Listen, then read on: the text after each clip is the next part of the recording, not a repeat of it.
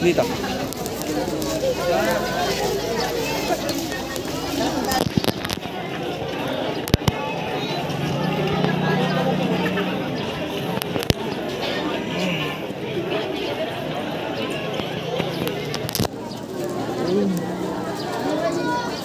Baba na. Ano ko? Kanina lang nagtaka sa akin. Wala nang uwi ako. Masya lang.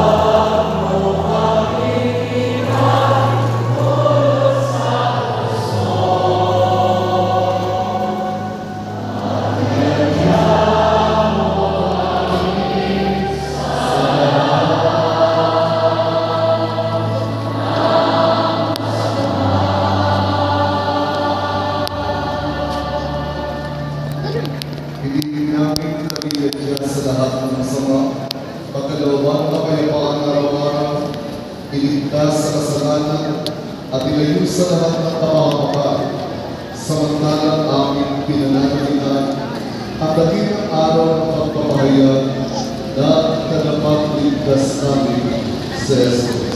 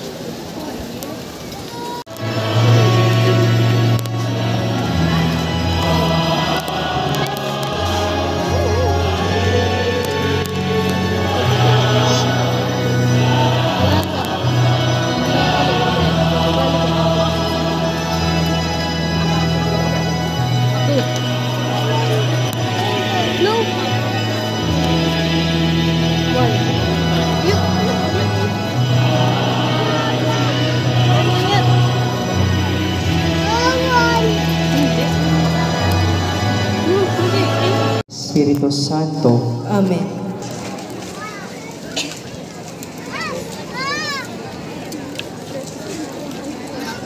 Apostol San Pedro, Alfredo? ang pangunahing apostol, kapatid ni San Andres. Siya ang pinili ni Jesus na pinuno ng kaniyang 12 alagad, tumagpas sa tainga ni Malco ng dakpin si Jesus. Itinatwa ang Panginoon matapos sayang pagtilaok ng manok ng 3 beses. Sa kaniya ipinagkaloob ni Jesus ang susi ng langit at lupa at ang hinirang nakauna-unahang Santo Papa.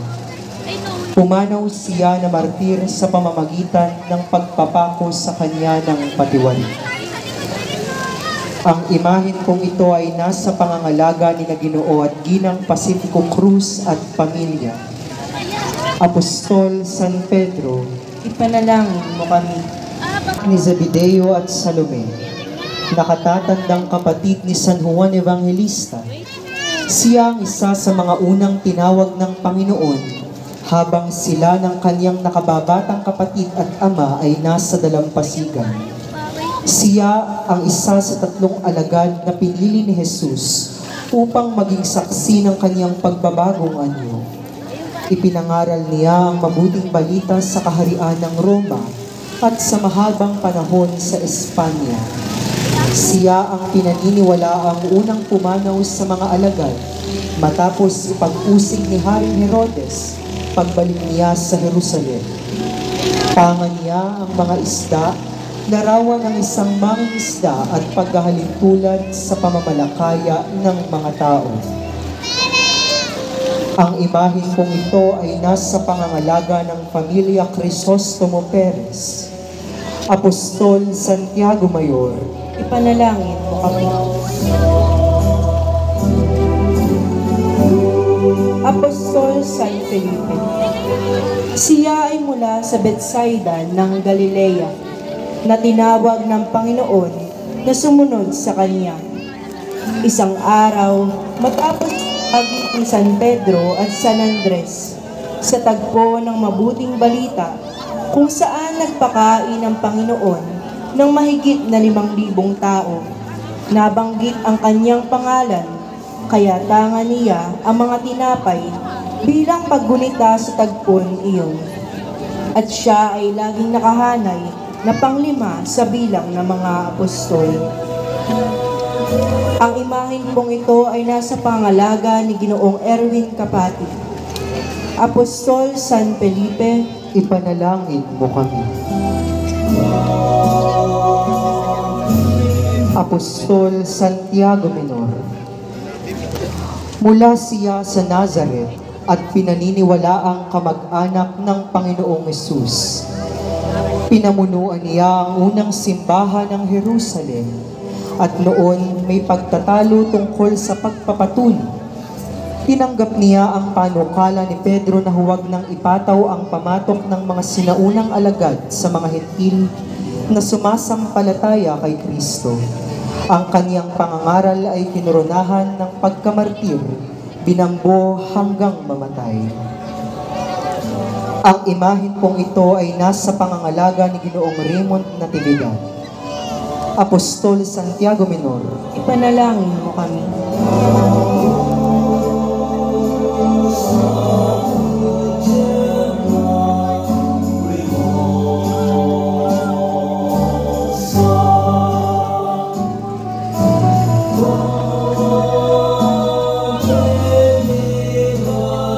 Apostol San Mateo. Si Mateo, nakilala rin bilang si Levi, na anak ni Alfeo, ay isang publikano o maniningil ng buwis. Bago tuluyang nagbago ng buhay, nang tumugon sa apanyaya ni Hesukristo na sumunod sa kanya. Si Mateo ay naging isa sa 12 apostol ng tagapagligtas at bilang apostol, nasaksihan niya ang karamihan ng mga pangyayaring inilalahad sa Biblia. Ang imahen pong ito ay nasa pangalaga nila Ginoo at Ginang Antonio Sr. at Elizabeth Mangahas.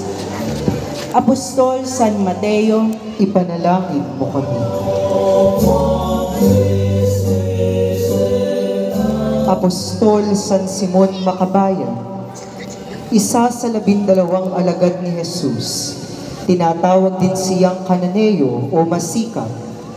Sinasabing marami ang hindi nakakakilala sa kanya, pero hindi nangangahulugang hindi siya mahalaga.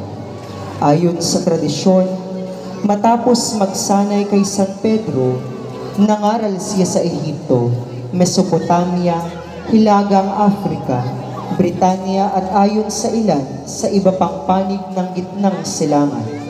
At namatay nang hatiin siya ng lagari sa dalawa. Ang imahen kong ito ay nasa pangangalaga ng pamilya Tibon. Apostol San Simon Makabayan, Ipanalangin mo kami. San Lazaro ng Betania, tagasunod ni Jesus at pinakamamahal niyang kaibigan. Siya ay kapatid ni Santa Maria at Santa Marta na mula sa Betania. Nang malaman na yumao si Lazaro, matapos ang pagkakasakit ni Jesus ay tumangis, dahilan sa kanyang pag-ibig at sa pangakong siya ang muling pagkabuhay. Muli siyang binuhay ni Jesus, dahilan upang maraming tao ang higit na sumampalataya sa kanya. Ang imahen pong ito ay nasa pangangalaga nila Ginoo at Ginang Leonardo Perez at pamilya. San Lazaro ng Betania, ipanalangin mo kami.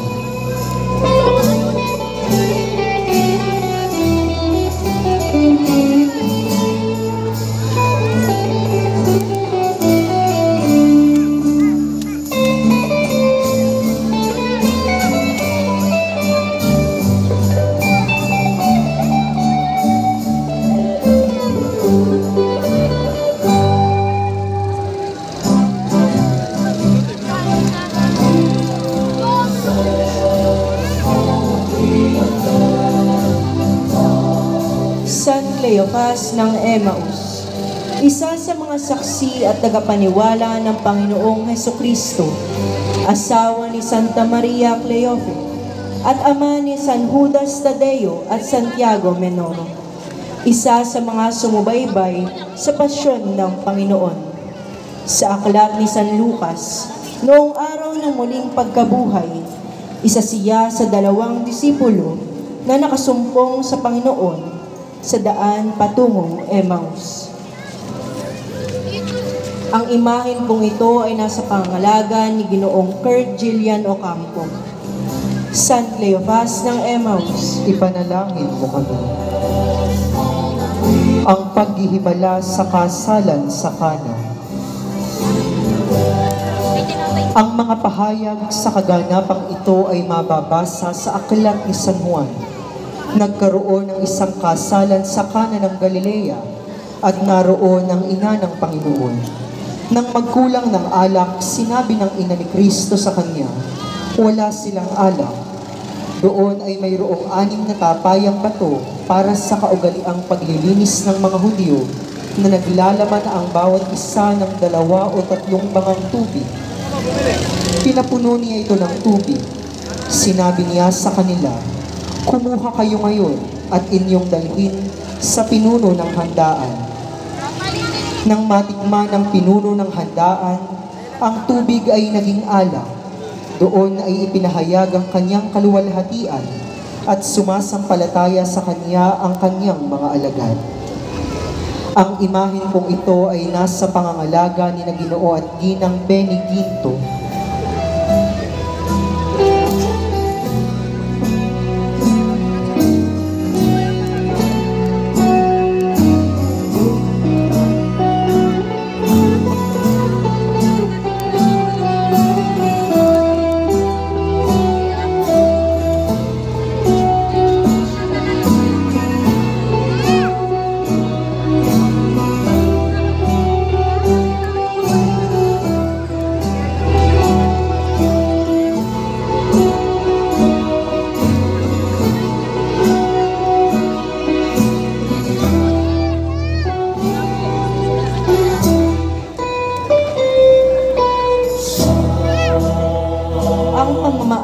sa ina.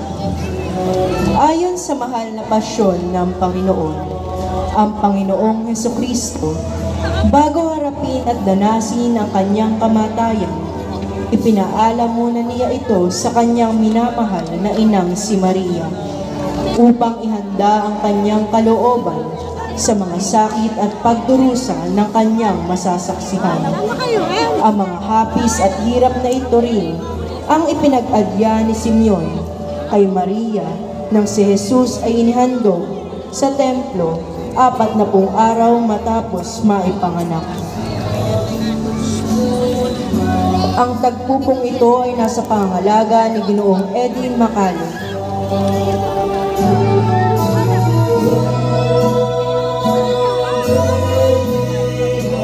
Ang pagtangis at gigipitin ka sa magkabi-kabila.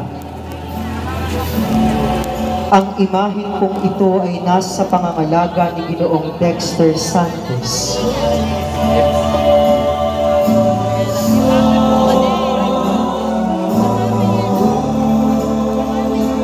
Ang huling hapon.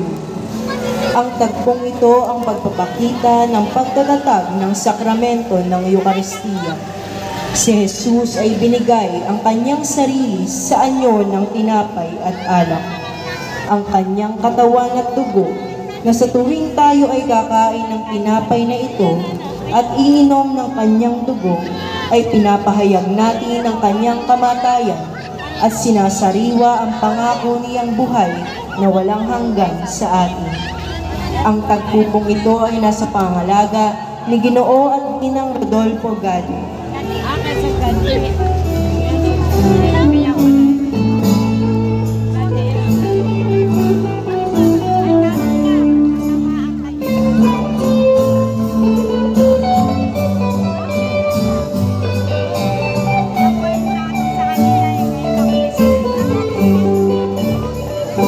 Ang pananalangin ni Jesus sa halamanan. Ginugunita ng tagpong ito ang pananalangin ni Jesus sa halamanan ng Getsemani, kung saan ipinakita niya ang buong pusong pagsunod sa kung ano ang kalooban ng kanyang Ama. Ito ay ang hanguin ng kasalanan ng mundo. Ipinapakita rin ng tagpong ito ang pagtanggap ni Jesus ng kalis na sumasagisag sa kanyang paghihirap. Ang imahen pong ito ay nasa pangangalaga ng pamilya Aguinaldo.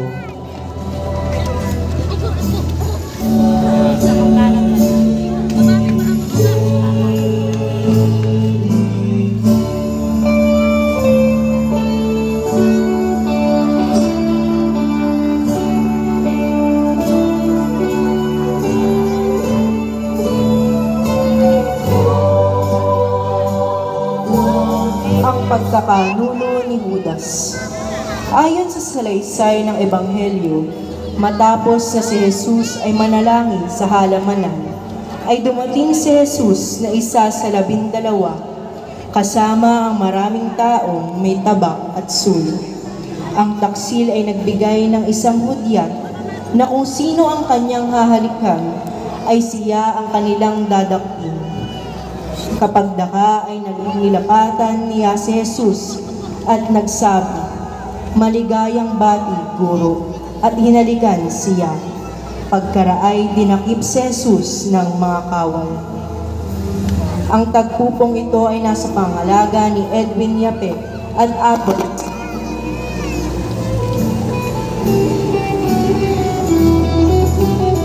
Señor Jesus Cautivo, pagkatapos manalangin ng Panginoon sa halamanan, siya ay dinakip ng isang pulutong na kawal na padala ng mga punong saserdote, kasama si Judas Iscariote na nagkanulo sa kanya. Ito ang unang hakbang tungo sa tatanggapin niyang pagpapakasakit. Ang imahen kong ito ay nasa pangangalaga ng Pamilya Perez. Señor Jesus Cautivo, maawa ka sa amin.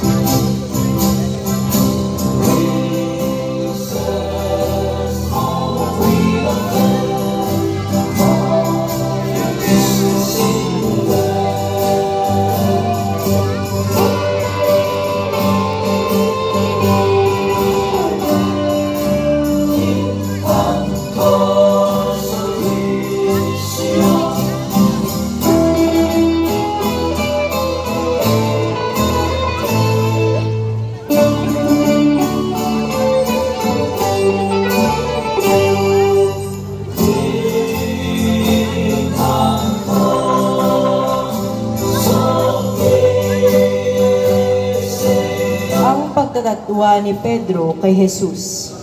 Si Jesus ay nagagapos pa noon, ay pinadala ni Anas kay Caifas, ang pinakapunong saserdote. Samantala, naroroon pa rin si Simon Pedro, nagpapainit kasama ang ibang taong bayan.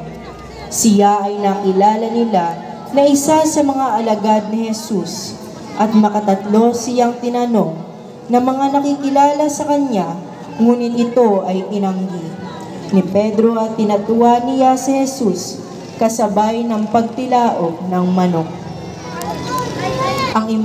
Ang tagbubong ito ay nasa pangalaga ni Ginoo at Ginang Roberto Villanueva.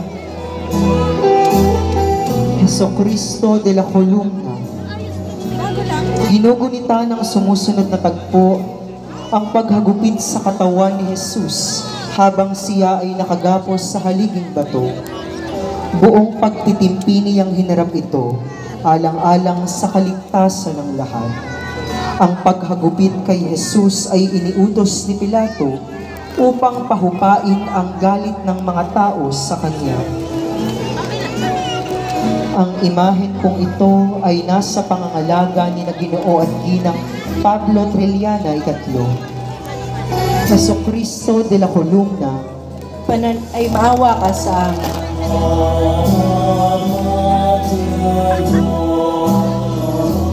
Senyor Jesus desmayado. Matapos ipahagupit na nagagapos sa haliging bato at tumanggap ng hampas na mahigit 5,000, nakalupaypay ang Panginoon sa sakit at hirap. Mula ulo hanggang paa ay natadtad ng suplina itong katawan ng Panginoon natin. Ang mga ito ay kanyang tiniis upang mula sa kasalanan tayo ay sagipin. Ang imahen pong ito ay nasa pangalaga ni Ginoo at Ginang Roberto Villanueva. Senyor Jesus desmayado, maawa ka sa amin.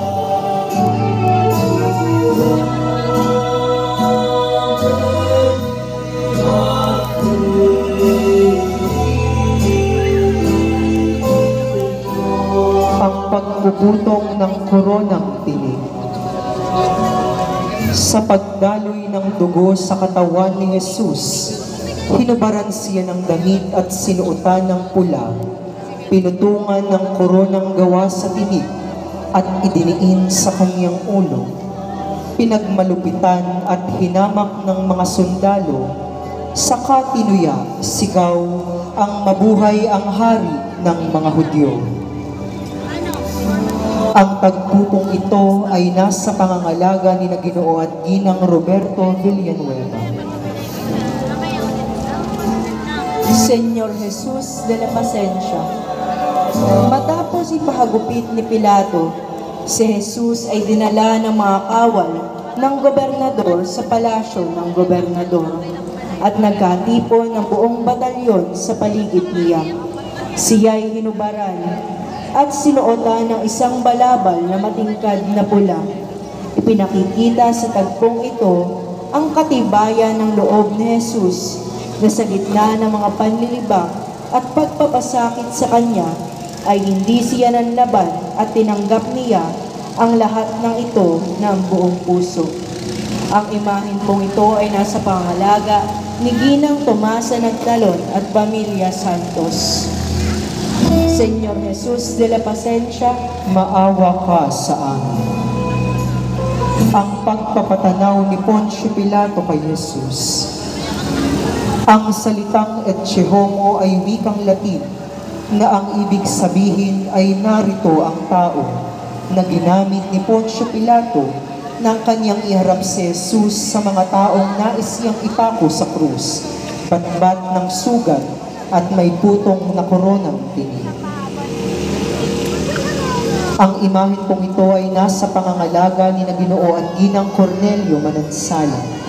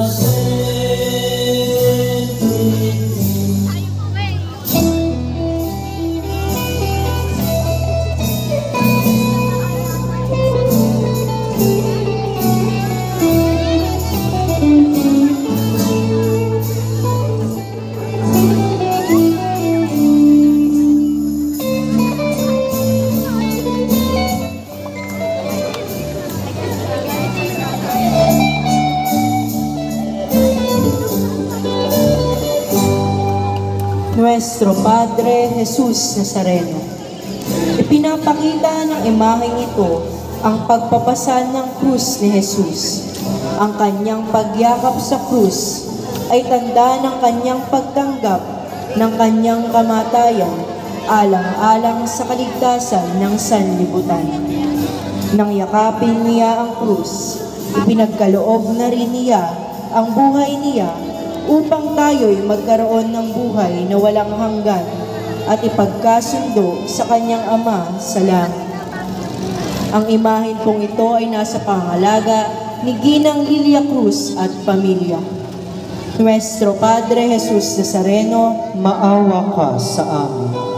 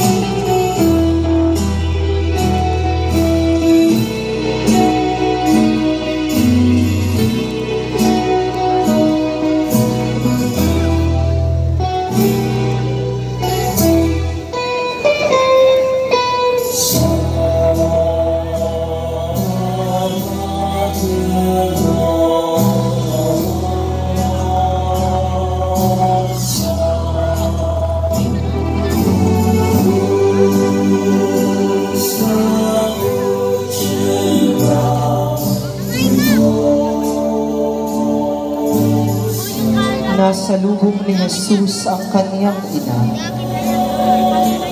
Mula sa Galilea hanggang sa Golgota, nakatuwang ang mahal na ina at laging nakasubaybay sa mga hirap na pinagdaraanan ng kaniyang anak.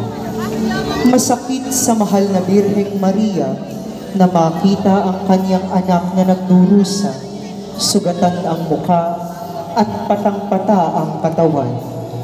Nangangatog ang kalamnan, naluluhan na uungol sa sakit ng hagupit habang hinahawag ang kanyang krus ng sakdal bigat. Ginugunita ng tagpong ito ang pagtatagpo ni Maria at Jesus sa daan ng Kalbaryo. Ang tagpupong ito ay nasa pangangalaga ni Ginoo at Ginang Feliciano Cruz at pamilya.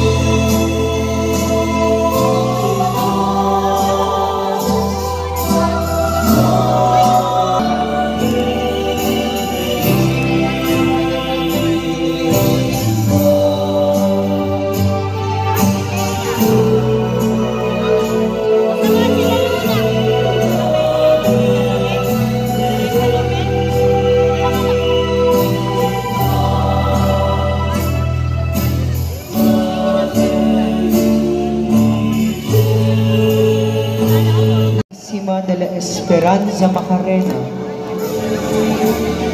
Mula sa taniyag na titulo ng mahal na Birheng nahahapis sa Sevilla, Espanya, ginugunita ng larawang ito ng mahal na ina ang kaniyang pagdaramdam dahilan sa nasak sa kaniyang paghihirap ng kaniyang anak at ang pagtanggap nito sa krus ng kaniyang kamatayan.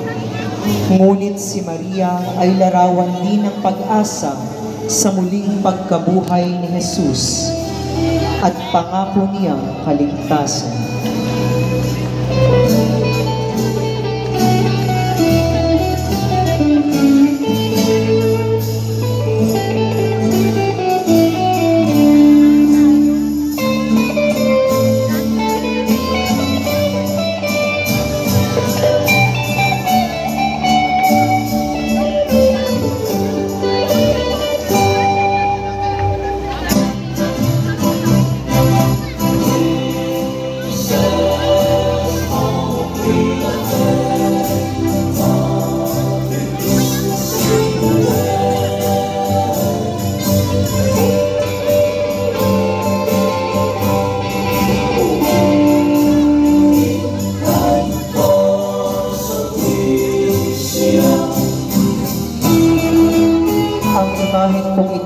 Sa pangangalaga ng ginagalang Raulito C. Manlapas Jr. Nuestra Señora de la Esperanza Macarena, Panalangin mo kami.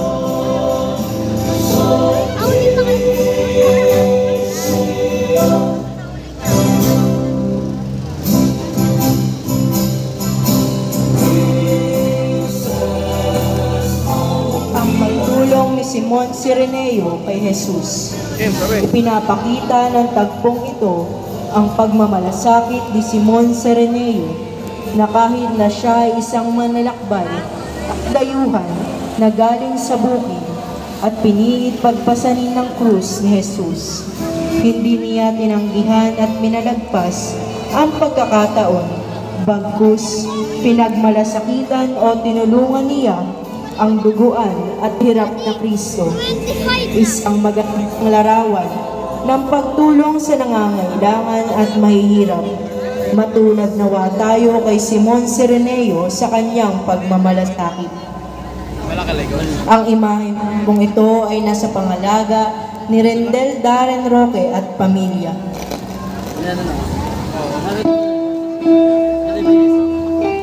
La Verónica limpia el rostro de Jesús. Ayon sa banal na tradisyon, dumating ang pagkakataon na napuno ng dumi, pawis at dugo ang mukha ni Jesus. Isang ginang ng lungsod na binansagang Veronica ang naglakas ng loob na magpahid nito gamit ang kaniyang tangan na belo. Sa pasyong mahal ay winika, ipinahid kapag daka, pirang niyang daladala. Loob ay kakabakaba, bubuntong-buntong hininga, hapis na walang kapara. Ang tagpong ito ay nasa pangangalaga ng Familia Santos.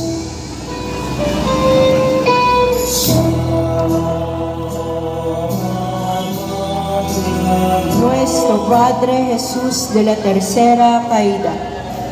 Ayon sa mahal na pasyon ng Panginoong Jesus, ginugunita ng tagpong ito ang ikatlong pagkasubasog ni Jesus dahil sa bigat ng krus na kanyang pasan sa lugar na malapit na sa Golgotha, napapakuan sa kanya. Inilalarawan ito kung paano niyakap ni Jesus ang sangkatauhan na sa kanyang pagkakatawang tao, ang lahat ng pagmamahal ay kanyang ipinamalas at ang pagkamakasalanan ng sanlibutan ang iginanti sa kanya. Ang tagpupong ito ay nasa pangalaga ng Samahang Stock-Up Incorporated. Señor Jesus de la Tercera Caída, Maawa ka sa amin. Señor Jesus despojado, nang makarating sila sa lugar na kung tawagin dako ng bungo, Golgotha sa wikang Hebreo, si Jesus ay inihanda upang ipako sa krus. Siya ay hinubaran ng kanyang damit, isang pagpapatunay ng pakikibahagi ng Panginoong Jesus sa ating kalagayan. Ang imahen kong ito ay nasa pangangalaga ng Pamilya Tolentino Cruz. Señor Jesus despojado, maawa ka sa amin.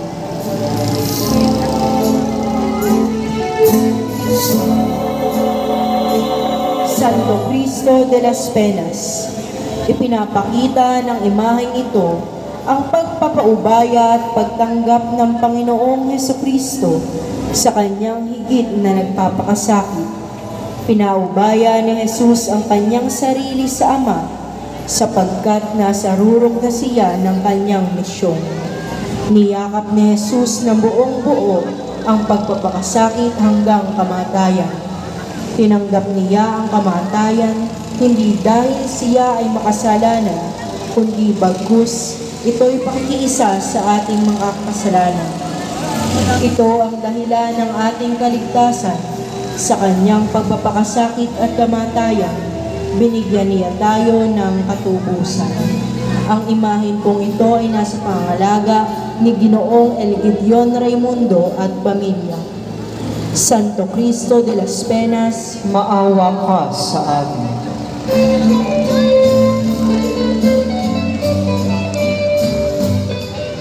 Ang pagpako sa krus.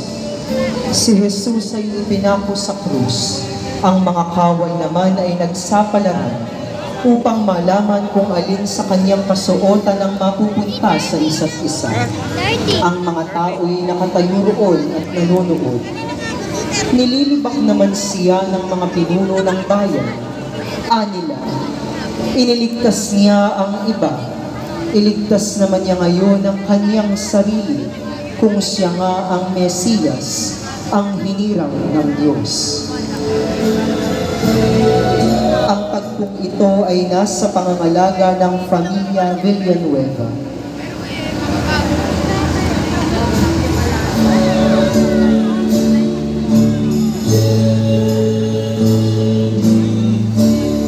Santo Cristo en la Calvario. Alam ni Jesus na naganap na ang lahat ng bagay at bilang katuparan ng kasulatan ay sinabi niya, "Nauuhaw ako." Matapos ipasipsip kay Jesus ang maasim na alak sa espongha na nakatusok sa isang sibat at kanyang sinabi, "Naganap na."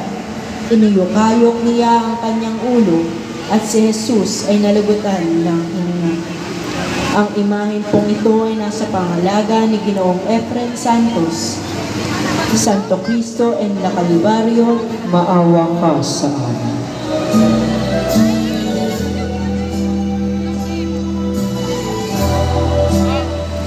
La Pieta. Ginugunita ng tagpong ito si Jesus sa kandungan ng kanyang ina pagkatapos na siya ay ibaba mula sa krus. Si Maria, sa kabila ng kalungkutan, ay nananatiling tahimik na nagninay habang nasa kanyang kandungan ang walang buhay na katawan ng kanyang anak. Ang tagpong ito ay nasa pangangalaga ni Ginoong Dexter Santos.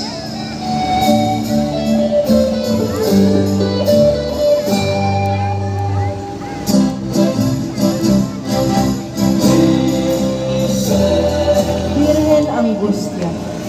Inilalarawan ng imaheng ito ang pagninilay ng mahal na Birheng Maria sa koronang tinik na ginamit sa ulo at mga pako ng mga kamay at paa ni Jesus nang siya ay pako sa krus. Ang imaheng pong ito ay nasa pangalaga ni Ginoo at Ginang Rufino Santos. Birhen de Angustia, Ipanalangin mo kami. Jesucristo de la Sagrada Mortaja. Matapos pahintulutan ni Poncio Pilato, kinuha ni Jose na taga-Arimatea, isang lihim na alagad, ang bangkay ni Jesus. Si Nicodemo naman na ay may dalang panghalong mira at alo na halos 100 libra ang timbang. Kinuha nila ang katawan ni Jesus. Binalot nila ito ng telang lino kasama ang mga pabango. Ito ay ayon sa kaugalian. Ang tagpupong ito ay nasa pangangalaga ng pamilya Villanueva.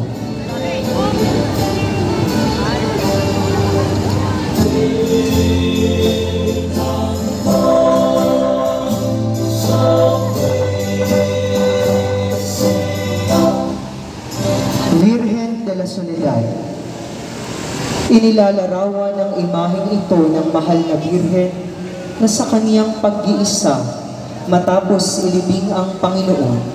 Pinagbulay-bulay ni Maria ang mga naging kasangkapan sa pagpapahirap sa kaniyang anak. Gayon din ang kaniyang pananabik ng Familia de Lara. Virgen de la Soledad, Panalangin mo kami.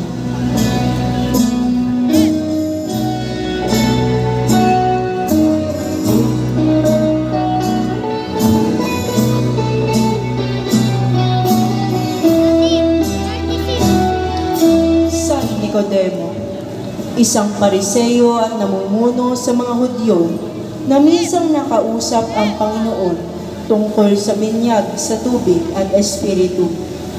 Nang pagkatangkaang dakpin, pinagtanggol niya sa katuwiran ng Panginoon sa harap ng Sanedrin. Katuwang si Jose, maingat nilang pinanggal ang kagalang-galang na katawan mula sa krus at inilibing. Tangan niya ang siglan ng pagbahong mira at alo, tanda ng malasakit sa yumaong guro. Ang imahen pong ito ay nasa pangalaga ni Ginoong Abel J. Reyes. San Nicodemo, ipanalangin mo kami. Santa Veronica, ayon sa banal na tradisyon ng simbahan, nasa mukha ng Panginoon habang siya patungo sa Kalbaryo, kung saan bumukas ang mukha ni Jesus ng 3 beses sa kaniyang birang. Ang imahen kong ito ay nasa pangangalaga ni Ginoo at Ginang Agapito Calano. Santa Veronica, ipanalangin mo kami.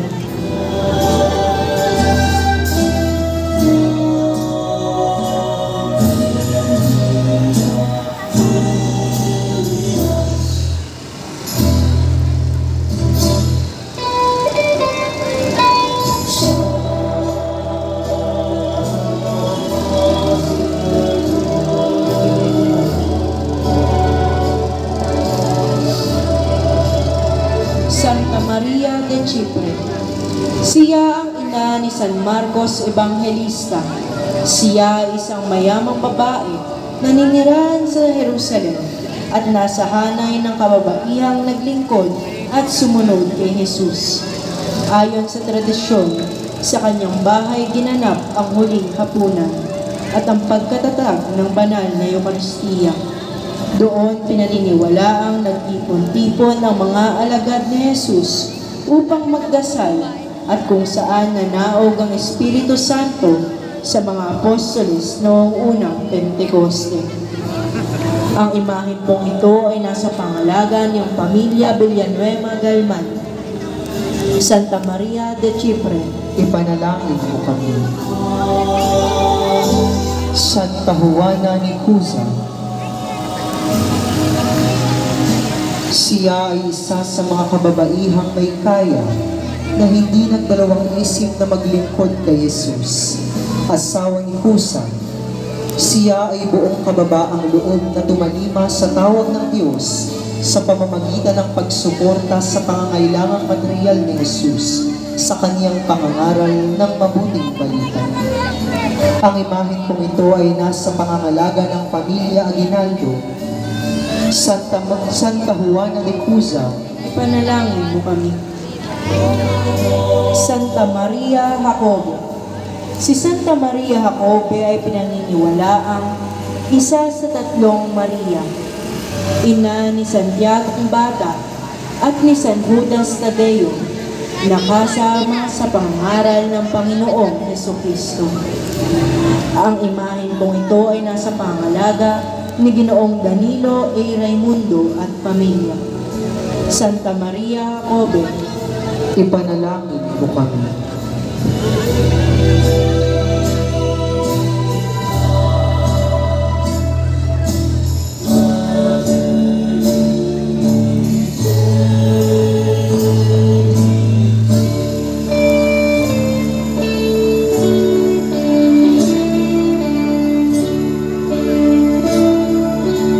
Santa Maria Cleopas,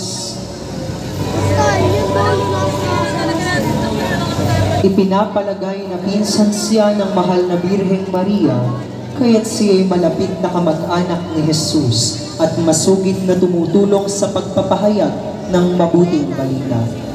Asawa ni Cleophas at isa sa mga taong nakatayo sa paanan ng krus bago tuluyang malagutan ng hininga si Jesus. Sagisag niya ang insensaryo bilang isa sa mga naglinis at nagpabango sa katawan ni Jesus bago ilibing. Ang imaheng ito ay nasa pangangalaga ni Ginang Gloria Vallejo. Santa Maria Cleopas, Ipanalangin mo kami.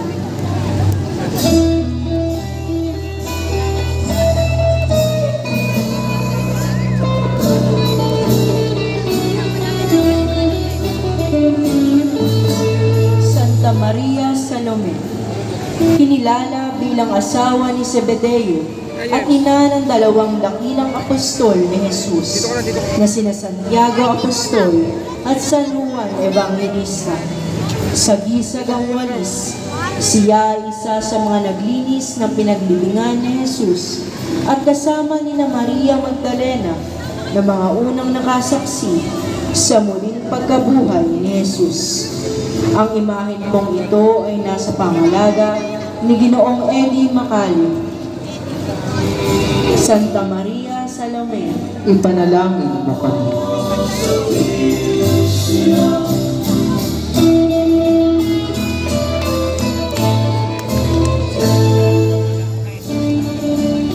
Santa Maria de Betania,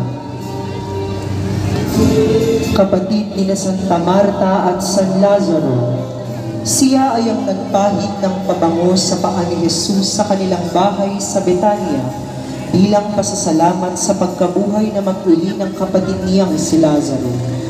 Huwaran ng pakikinig sa salita ng Diyos na noong dumalaw si Jesus sa kanilang bahay sa Betania, ay umupo ito sa paanan ni Jesus habang abalang-abala si Santa Marta sa paglilingkod.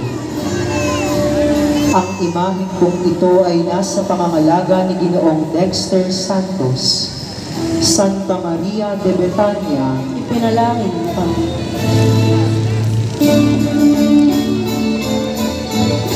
Santa Marta de Betania, una natin siyang nakilala na taga Betania sa Ebanghelyo ni San Lucas, kapatid ni na Maria at Lazaro.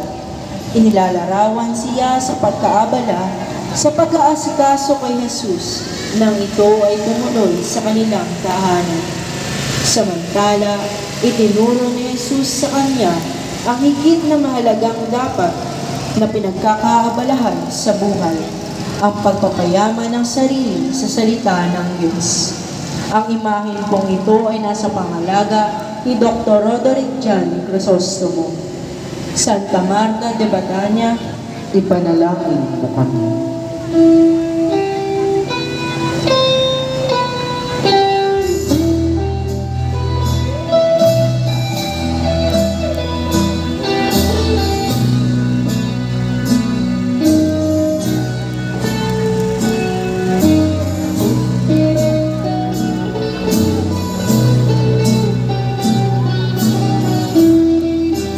Santo Entierro, ang tampok na imahen sa mahal na araw.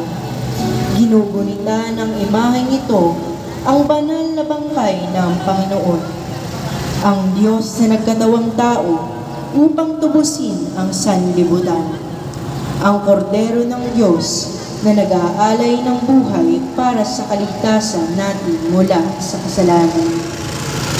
Ang imahen mong ito ay nasa pangalaga ng pamilya Triana.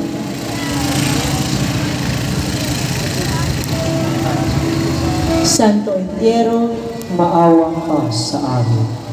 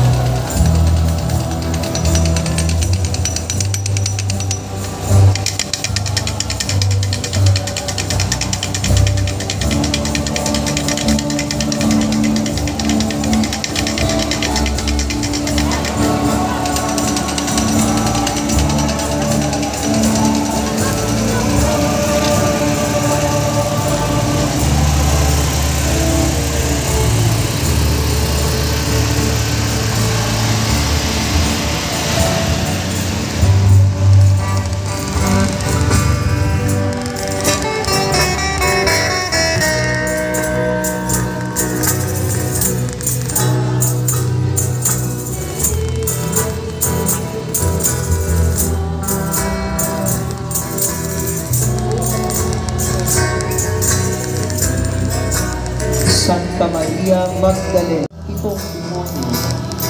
Ipinahiniwatig ng pangalang Magdalena na maaari nang galing sa lugar ng Magdala at naging isa sa mga tagasunod ni Kristo. Nasaksihan niya ang karamihan ng mga pangyayari sa pagpapakasakit at pagkamatay ni Kristo. Siya rin ang pinakaunang saksi sa pagkabuhay na mag-uli ni Jesus. Ang imahen kong ito ay nasa pangangalaga ni Ninang Magdalena R. Perez. Santa Maria Magdalena, Panalangin mo kami. T46. 46.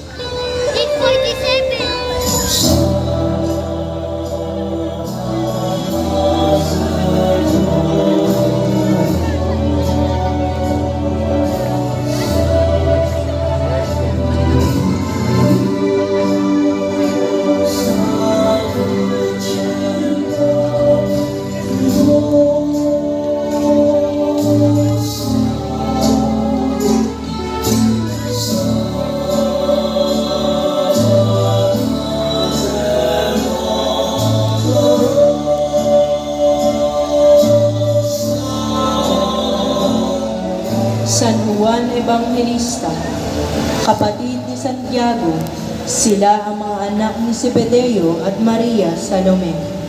Tinagurian siyang pinakamamahal na alagad dahil sa lahat ng mga apostol, siya ang nagpakita ng lubos na pagmamahal kay Jesus mula sa simula ng ministeryo ni Jesus sa kanyang paghihirap at ipako sa krus.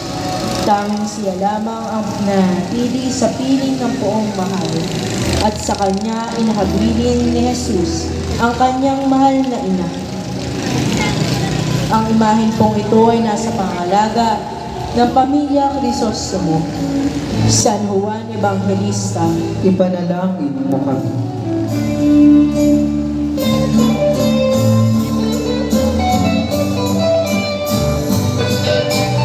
Mater Dolorosa, ito ang pinakatampok na imahen sa Semana Santa mula pa man noong unang panahon.